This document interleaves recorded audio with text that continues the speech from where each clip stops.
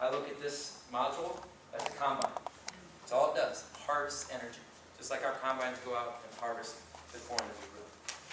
Kind of our cooperative goals, little PV 101, solar energy basics, or photovoltaics, basics for sizing and cost of the PV system, system costs, there's some incentives, insurance, and ROI.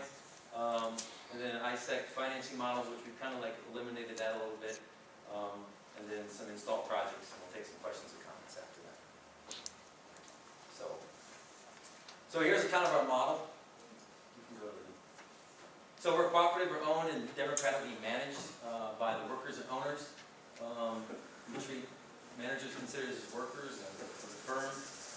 All of us kind of are driving this whole thing. We're a lot of hats right now. We don't have a whole lot of folks that are on the team yet, but we feel that as we start pushing more projects on people's homes, that we'll get more involved.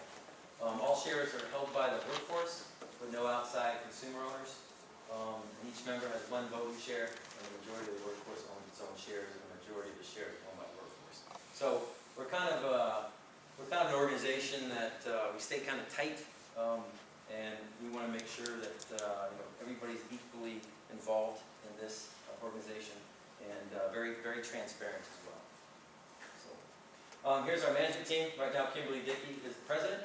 I'm the vice president. Bob Hill, which is in the room, he's our VP of finance. We still have somebody that needs operations, human resources as we grow, and then we've got a VP marketing side. So we're a small little group right now, but we plan on as we install systems, we plan on growing. Hopefully drastically here in the next 12 months. So this kind of just shows who are involved. Obviously Kimberly's I Renew.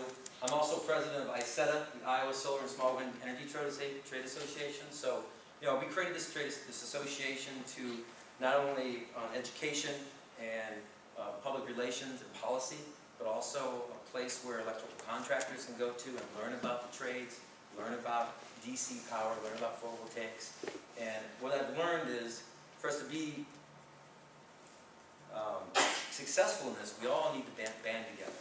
Because we can't just hit all this little pieces at a time. We need to kind of build a big group and really push forward.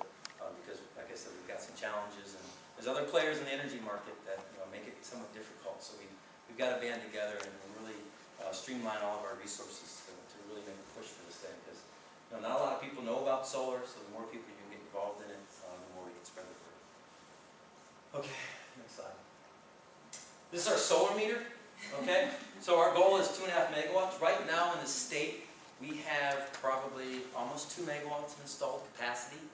This industry grows at about a double. It doubles every year. Just last year in 2011, my small little company, along with another installer out of Dubuque, Iowa, we installed about as much solar as there was as an aggregate in the state since the beginning. So we had about almost 600 kW installed, and between our two groups, we installed over 750 kW. So there's some. It's amazing when you talk to other installers and other integrators across the country when you go to some of these solar conferences. Like, where do you do your work at? I go, well, I do my work in Iowa and the Midwest. Like, really? You're putting solar in there? Like, yeah, we are putting solar because there are some incentives, and the price of these systems has dropped where we can be competitive. We're not there 20, 30 years now. We're getting down to 10, 15-year returns on this stuff. And the ROI is starting to become very attractive. As we see energy prices go up and prices of modules and equipment go down, there becomes a parity there where we won't need incentives anymore. So this is kind of our goal. So as we start installing more solar, this thing will hopefully ratchet itself up. But that's kind of our goal, 2.5 megawatts. And when they passed the state tax credit, they passed it in late May. So we have a half a year. Now we have less than half a year to really get this thing going. We have about $1.5 million in a tax credit fund from the state, and we trying to absorb all that so we can show the policymakers up on Capitol that, hey, people want solar, and people are interested in the policy we're putting in there is working. Next slide. Okay, so solar, Iowa's newest farming industry. So we kind of feel like I'm a farmer. We just farm different stuff. We farm kilowatt hours. We farm electricity instead of soybeans or corn. So this is our potential. So obviously in the Southwest, we've got a lot of sun. And then as we move more north and east, our sun becomes less and less. Now, the two biggest markets in this industry in the United States are California and New Jersey. So when we were up at the Capitol last year, there were people telling me there wasn't enough sun in Iowa. I'm thinking, okay, well, if New Jersey has less sun than we do, and they're the second biggest market in our country, shows you that we've got plenty of sun. It's really not about the resource, it's about policy. So this kind of shows you what our opportunity is. I mean, anywhere in our country, we can install solar energy. We talked about Ohio being one of the top in the Midwest. They get a lot less sun than we do. Germany's kind of the leader in this thing. They've been involved in solar for a very long time. They got all their solars in the south, all their winds in the north. And you'll see on a later slide of how much capacity that they've installed over not just last year, but what they've done this year. And it's massive job growth for them. And we're going to start seeing that in India. Just a couple weeks ago, they had 600 million people without power. Imagine the United States. There's 300 million people in the United States. Imagine double the United States and no one has power. Now think about that. Think about our cell phones and our computers and our TVs and our trains and our buildings. All of that, completely no power. Right? So you're starting to see some of these countries that are saying, whoa, we got some serious problems. But we've got this resource up there that we can absorb. And there's not a whole lot of cost to that resource. That resource will never go up in cost. It will go down in cost as the systems get cheaper. So it's not resource, and this is just a good slide to kind of show you what the potential is and how much that we can grab out of there. And it's really exciting because when these systems kick on and you start seeing the amount of power they're pushing out, especially now with the efficiencies of cells and modules are starting to increase. Like any industry, as there's money that grows and people are making money in the industry, all of a sudden more money comes into it, more R&D goes into it. So we're seeing a lot of like the semiconductor engineers that are doing computers, they're all starting to come over into solar. They're trying to make solar a lot more affordable, a lot more powerful. And back in the 70s, back in the 50s, solar, well, we go even further back. 1830s is when the first solar cell was built. 1830, okay? We didn't have any cars, we didn't have any electricity lines, we didn't have cell phones, obviously. So you think this technology is almost 200 years old. So you think, wow. And then it grew into like the 1930s when Siemens picked it up and they started growing out. And then NASA made the first solar module in 1954. We started going off the planet, you had to power these things. You had to power our satellites. Our space station, 70% of our space station now is powered by solar. Now some of those technologies and some of those materials that are used in those modules are a little bit less, or a little expensive. But when you send a $100 million or a $1 billion space station up in there, we want to make sure that you've got technology that's really going to work. You just can't bring it back down and send it back up. So this kind of shows you, and it shows you like Germany is the leader, and they don't have any sun. They got as much sun as Seattle up there. So it's not about resources, it's about policy, and eventually it's about scalability. Next slide. All right, so here we go. Solar power potential by state. There's Iowa. We rank 14th in the country, which is pretty good. And a lot of farmers could probably talk to you about how much sun they've gotten over the last 3 months. Just imagine if they had 50% of their corn crop that was solar panels. How much power they would take out, as much sun as we got, right? And when you look at risks, right, as a farmer, you got risk of pesticide, you got bugs, you got drought, you got flooding, you got all these risks that are involved in farming, right? But as you put in solar fields, what's your risk? Inverter doesn't work, you can kind of fix that overnight. These solar modules are, there's glass, there's aluminum, there's silicon, which is made out of sand. There's a backsheet called Tedlar, which is made by DuPont. And that's basically it. Not a whole lot of risk when you invest in this technology. No moving parts, so stuff never really breaks down. So you'll start to see why this industry is very, very kind of exciting because when you look at industries, you look at how they can penetrate markets, this can definitely penetrate any market on the planet when it comes to energy. So I was ranked 14th. This is the kind of NREL, that's National Renewable Energy Labs. They're out of Colorado Springs. They do all of our stuff in all of our energy, not just solar, wind, biofuels, all that. Kind of shows you where Germany's at. I don't know if they own that much of the market. They were the biggest market last year. They did 7.5 gigawatts, which is 7.5 nuclear power plants, which is in 1 year. Now think how long it takes to build a nuclear power plant. They're building one right now that they've been building for the last 7 years. Okay, and the costs just keep rising, expensive costs, as nuclear overruns and cost overruns. And then You know, a lot of these nuclear power plants have to be backed by government guarantees. But who's really backing it?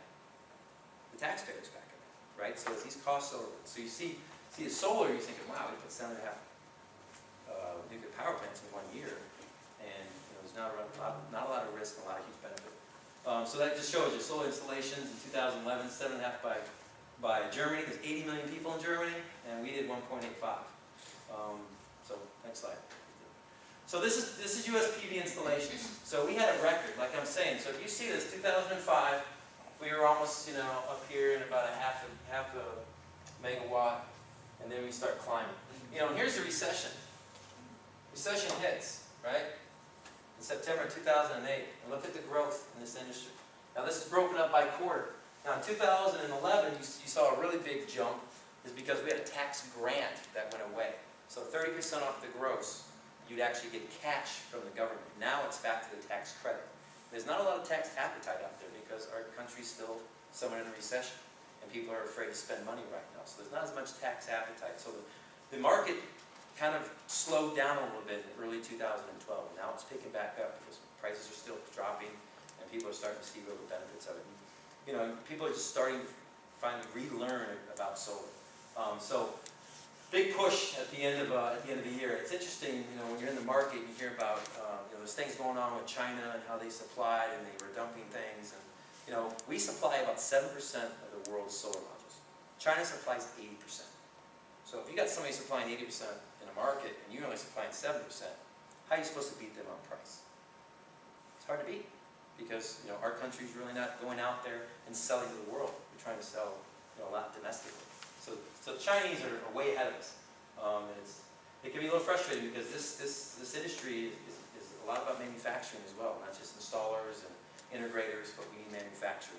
As we develop more of this technology, it's a great opportunity for us to bring that manufacturing back to the United States. So that's a whole other side of the jobs side of this industry. Okay, so next one. So this kind of shows you, you know, by state. Obviously, California is a big one. They've been at it quite a bit. They've got a nice RPS standard, Renewable Portfolio Standard. They're at 33%. They're going to jump to probably 40% eventually, probably next couple of years. 50% of their power will become from renewables. That'll be wind, solar, hydro, wave, a lot of that. So you see New Jersey, Arizona, New Mexico, New York, Texas, Tennessee. Tennessee's a real big state. Sharp's got a manufacturing plant down there. They've done a lot of solar lately. You're going to start seeing Tennessee jump on the map quite a bit here. Maryland, Massachusetts, Hawaii, Ohio, you know, so a lot more states. Every time I get this report, it's more and more states that are up there. So it shows you there's more and more solar being installed. Just kind of give you a reference, California does about 1,000 installs a month. 1,000 systems that are interconnected a month, which is a lot. I wish we did 1,000 a month.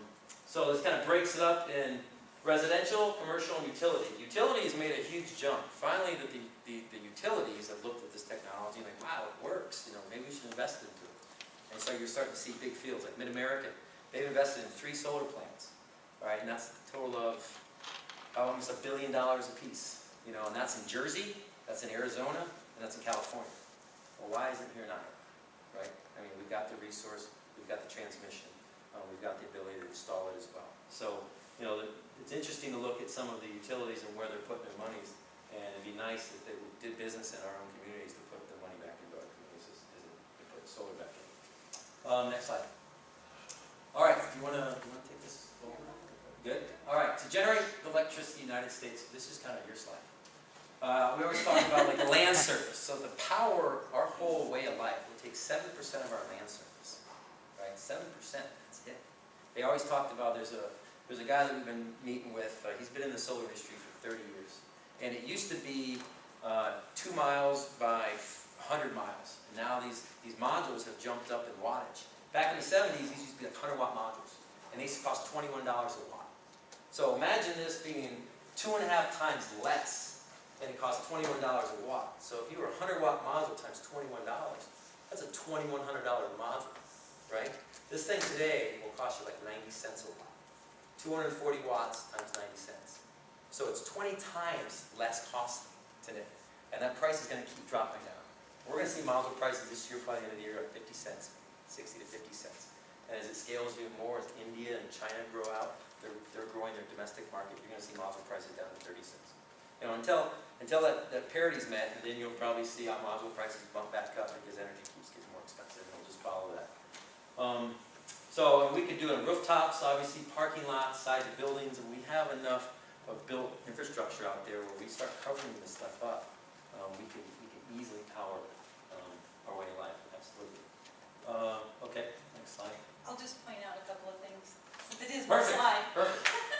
For those of you who don't know, this is the top picture is the Iowa Renewable Energy Training Center in Hiawatha, which is located on Prairie Woods' property. iRenew and Prairie Woods had a long-standing good neighbor agreement. We promote each other and do a lot of events together.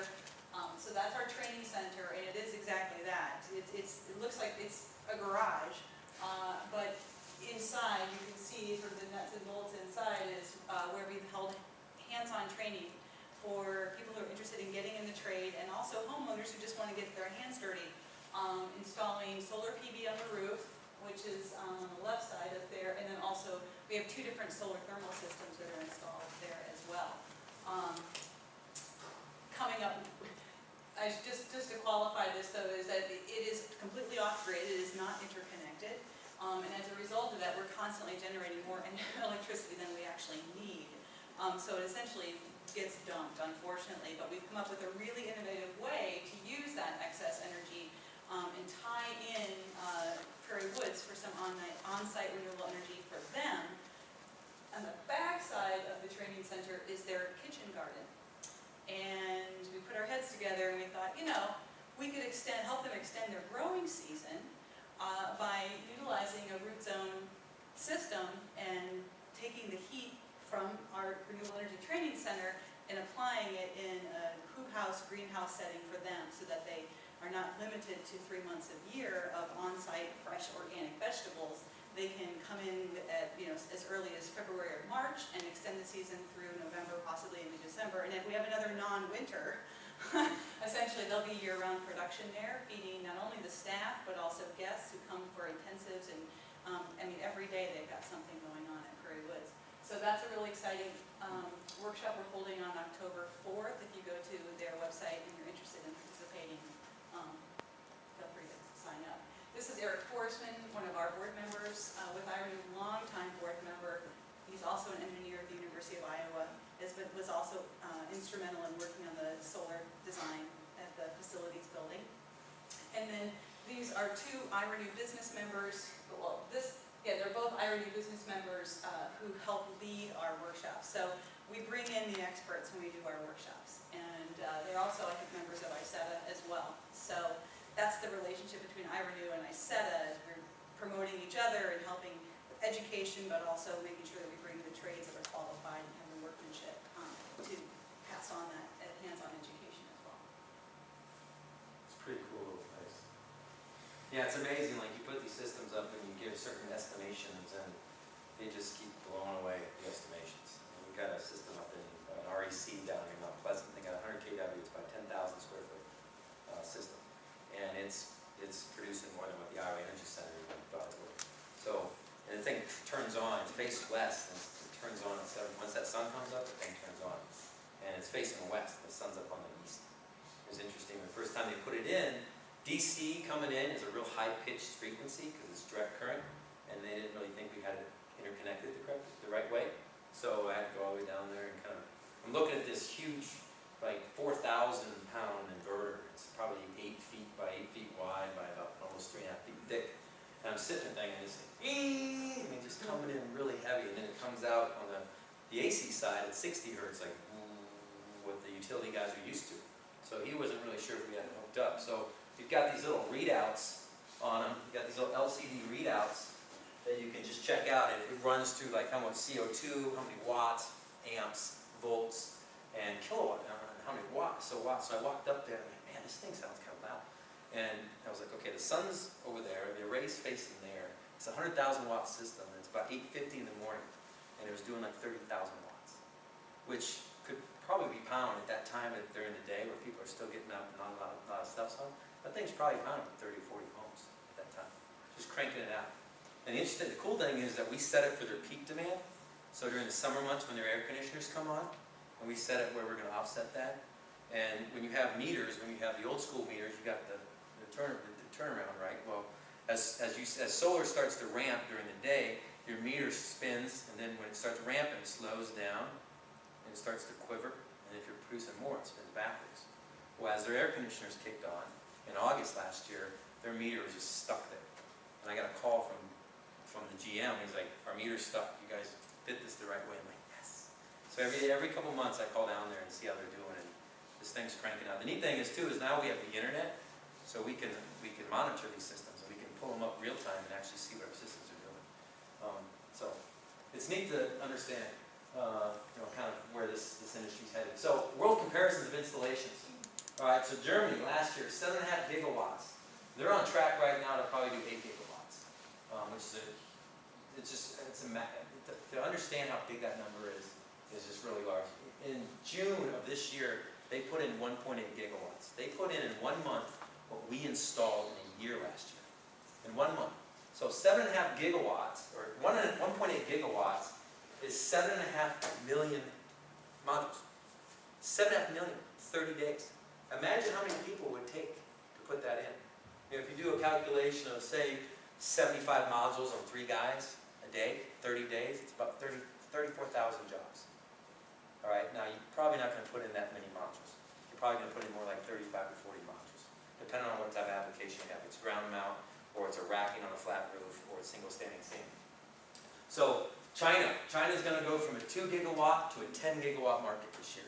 Then they're going to go to a 20 gigawatt market next year, and they're talking about a 30 gigawatt yearly market in 2016. Huge. 30 nuclear power plants a year. Imagine how many modules that is. Millions and millions, and that's just China. Then you look at India, they're about 1 billion people. They're going to start diving into this. You look at the United States, we're going to go from about 1.8 to a 3.3. Japan, they're kind of getting big into it. They got a little nuclear issue last year, so they kind of shut that down, and they're going full into renewables. They put all their money into nuclear and kind of bet on that, and they think they probably bet kind of wrong on that. But then India's going to go big. And India is still at 2 gigawatts, and they're probably going to keep growing as it. So 1 gigawatt equals 1 nuclear reactor, or about $4 billion. So just take 7.5 gigawatts times 4.